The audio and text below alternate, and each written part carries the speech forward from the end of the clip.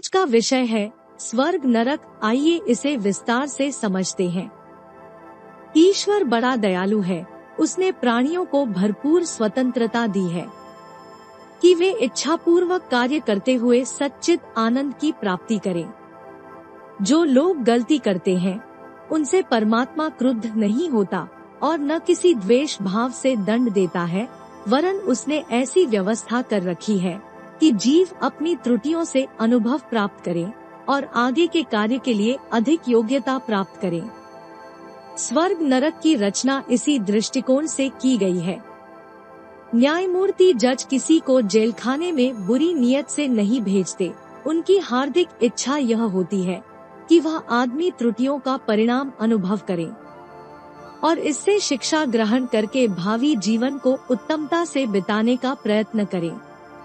मृत्यु के उपरांत जीव को स्वर्ग या नरक प्राप्त होता है। इस बात को संसार के समस्त धर्म एक स्वर से स्वीकार करते हैं। इसमें कोई संदेह की बात नहीं है। निश्चय ही हमें मृत्यु और पुनर्जन्म के बीच में स्वर्ग नरक का अनुभव प्राप्त करना पड़ता है। परमात्मा की इच्छा है कि इस व्यवस्था द्वारा पूर्व त्रुटियों का संशोधन हो जाए और भावी जीवन का मार्ग निरापद बन जाए। 3 वर्ष या जितना समय जीव को परलोक में ठहरने के लिए अदृश्य चेतना आवश्यक समझती है, उसका पहला 1/3 भाग निद्रा में व्यतीत होता है, क्योंकि पूर्वजन्म के परिश्रम की उस काल में इतनी थकान होती है कि प्राणी इस समय अचेतन सा हो जाता है। इस समय वह दंड शिक्षा का कुछ अनुभव उसी प्रकार नहीं कर सकता जैसे कि क्लोरोफॉर्म सुंघाकर बेहोश किया हुआ रोगी अपने शरीर की चीर फाड़ का अनुभव नहीं करता। प्रारंभिक 1/3 भाग बीत जाने पर जीव स्वस्थ होकर जागृत होता है और पीछे के कार्यक्रम पर ध्यान देता है। तीसरी तिहाई में वह अपने पिछले जीवन पर ध्यान देता है। सारे बुरे भले कर्मों के परत उसकी चेतना के साथ बड़ी मजबूती के साथ चिपके हुए होते हैं। यह परत एक एक करके खुलते हैं, तब तक उनके कर्मों के बीज पक चुके होते हैं और वे फल के रूप में उपस्थित होते हैं। इस समय वे केवल स्मरण मात्र ही नहीं होते, वरन अपना एक फल साथ लाते हैं। जीवन में हम जो कुछ बुरे भले काम करते हैं, साधारण तौर से कुछ दिन बाद उन्हें भूल जाते हैं, किंतु साक्षी रूप आत्मा जो अंतःकरण में बैठा हुआ है उन सब बातों को नोट करता है। मान लीजिए आपने चोरी की। चोरी करते समय अंतरात्मा धिक्कारती है, पर हम उसे नहीं सुनते और चोरी कर डालते हैं। किसी ने उस चोरी को देख नहीं पाया, तदनुसार प्रत्यक्ष रूप से कुछ दंड न मिला। आत्मा के क्षेत्र में वह काम बीज रूप से उसी प्रकार बो जाते हैं जैसे खेत में गेहूं। कुछ समय बाद बाहर का मस्तिष्क उस चोरी को भूल जाता है, पर आत्मा नहीं भूलती। उसके खेत में वह बीज बराबर बढ़ता रहता है। खजूर की गुठली जब बोई गई थी तो उसका रूप दूसरा था, किंतु उसका परिवर्तित रूप खजूर का वृक्ष दूसरी तरह का होता है। पाप का स्वरूप दूसरा होता है, किंतु उसका परिवर्तित रूप दुख होते हैं।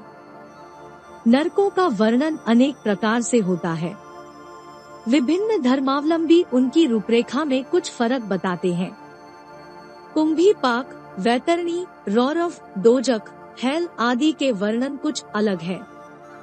ये विभिन्नताएं अधूरी है, फिर भी सत्य है। हमारा मत है कि हर प्राणी के लिए अलग प्रकार का नरक होना संभव है। इस तरह जितने प्राण हो चुके उतने नरक हुए होंगे और आगे जितने होने वाले हैं उतने नए होंगे। कारण यह है कि हर व्यक्ति का दृष्टिकोण अलग होता है। एक पंडित जी को पाखाने में बंद कर दिया जाए तो उन्हें मृत्यु के समान कष्ट होगा, पर एक महतर को दिन भर टट्टी साफ करते रहना कुछ भी नहीं अखरता। एक मनुष्य को छोटा सा फोड़ा हो जाए तो वह बड़ा दुख अनुभव करेगा। दूसरे वे भिखारी होते हैं जो अधिक भिक्षा प्राप्त करने के लिए अपने घावों को बढ़ाते हैं यदि उनका फोड़ा अच्छा हो जाए तो उन्हें दुख होता है। फांसी मृत्यु के दंड से कुछ लोग अत्यंत भयभीत होते हैं, किंतु कुछ लोग फांसी के फंदे को प्यार से चूमते हैं और गीत गाते हुए रस्से को अपने हाथ से गले में बांधते हैं। कुंभीपाक के बारे में कहा जाता है कि यह नरक भीतर पोले कुएं की तरह होता है और उसके ऊपर के भाग में एक छोटा सा छेद होता है। कुआं खोदने वाले या कुएं की कोठी पानी में चलाने वाले यदि इस नरक में बंद कर दिए जाए तो उन्हें कुछ भी बुरा न लगेगा। एक आदमी में चांटा मार दिया जाए तो उसे तलवार के आघात जैसा दुख होगा, किंतु दूसरे में 50 जूते मारे जाए तो भी 10 मिनट बाद हंसता नजर आएगा। इन्हीं सब कारणों से अलग अलग मानसिक स्थिति वाले लोगों के लिए अलग अलग प्रकार के नरकों की आवश्यकता है। पुराणों में ऐसा वर्णन है कि यमदूत घसीटकर नरक में ले जाते हैं। ये यमदूत कोई स्वतंत्र प्राणी नहीं है, केवल जीव के मानस पुत्र है। अंतःकरण अपने क्रम परिपाक में इन यमदूतों को भी उपजाता है। ये दूत केवल उतने ही दिन तक जीते हैं जितने दिन तक प्राणी को नरक में रहने की आवश्यकता होती है। कार्य समाप्त होते ही वह मर जाते हैं। एक के लिए पैदा हुए यमदूत दूसरे को दंड देने के लिए जीवित नहीं रहते। वास्तविक बात यह है कि परलोक में भौतिक जीवन समाप्त हो जाता है और आध्यात्मिक जीवन प्रस्फुटित रहता है। वैज्ञानिकों के मत से बाह्य मन मर जाता है और अंतर्मन जीवित रहता है। वकीलों की काट छांट, पंडितों की शास्त्रार्थ शक्ति यहाँ ढूंढने पर भी दिखाई नहीं देती। छिपाने का दम्भ बिल्कुल विदा हो जाता है।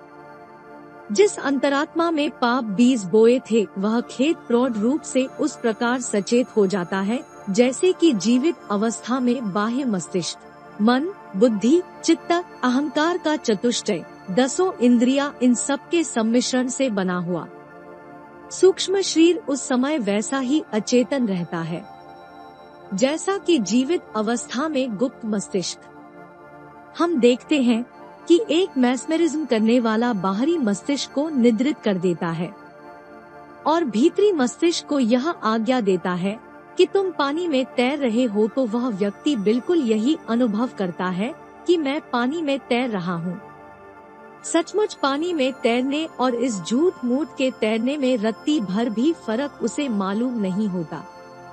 यही बात उस नरक की है।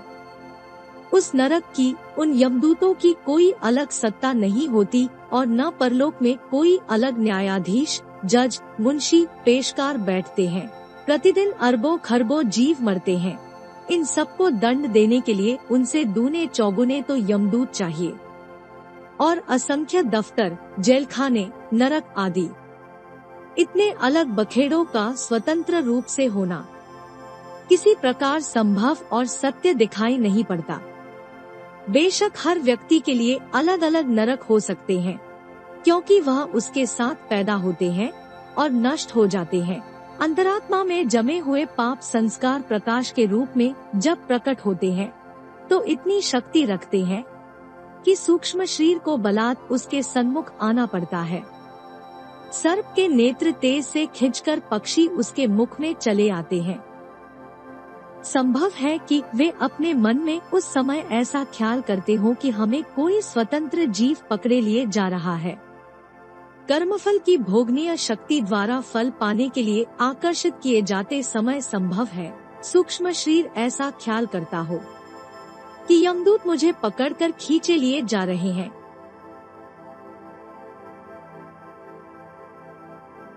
इन यमदूतों का रंग रूप, आकार, प्रकार भी अलग हो जाता है। हिंदू के लिए तिलक लगाए हुए, गदा धारण किए हुए राक्षसों की आकृति के हिंदू आते हैं। मुसलमानों के फरिश्ते दाढ़ी रखते हैं और शायद टर्की टोपी भी लगाए हुए होते हैं। अंग्रेजी यमदूत कोट, टोपी, नेकटाई से सुसज्जित होते हैं। यह दूत बातचीत भी हिंदी, अरबी, अंग्रेजी या उस भाषा में करते हैं जिससे कि वह पूर्व जन्म में बोलता है। उनकी आकृतियां भी अलग अलग विश्वासों के कारण अलग होती है। एक व्यक्ति बड़े दांतों में दिलचस्पी रखता है, दूसरा बड़ी आँखों में, तो एक का यमदूत बड़े दांतों वाला होगा, दूसरे का बड़ी आँखों वाला। यह यमदूत जिन्हें संस्कारों का तेज भी कह सकते हैं।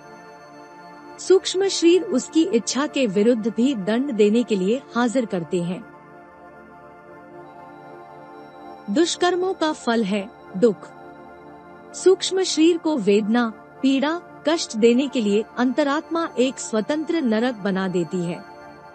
उनमें गिद्ध, कौए, खोंट खाने वाले, वैतरणी पार करने, उल्टे लटकने, पिटने, आग में जलने के दृश्य उपस्थित होते हो या केवल अपमान करने, खरी खोटी सुनाकर लज्जित करने की व्यवस्था होती हो, यह अलग अलग मानसिक स्थिति के ऊपर निर्भर है। इस नारकीय यंत्रणा का मंतव्य यह है कि जीव दुख अनुभव करे। पाप कर्म और उनके फल इन दोनों को साथ साथ देखकर वह यह समझ ले कि इसका यह फल होता है। दंड कितने समय तक और कितनी मात्रा में मिलना चाहिए, इसका माप यह है कि जितने से वह अपना सुधार कर ले। जज छोटे अपराधों के लिए छोटी सजा देता है और बड़े अपराधों के लिए बड़ी। कारण यह है कि छोटे अपराध वालों की मनोभूमि पाप में अधिक लिप्त नहीं समझी जाती, इसलिए उसका सुधार शीघ्र और थोड़े दंड से हो जाता है, किंतु गुरुतर अपराध करने वालों की कठोर मनोभूमि में से आदतों को उखाड़ने के लिए अधिक परिश्रम और समय चाहिए। इसी दृष्टि से नरक की यातनाओं की सीमा होती है। दुष्ट कर्मों के परत एक एक करके उखड़ते जाते हैं और अपना प्रभाव दिखाकर नष्ट हो जाते हैं।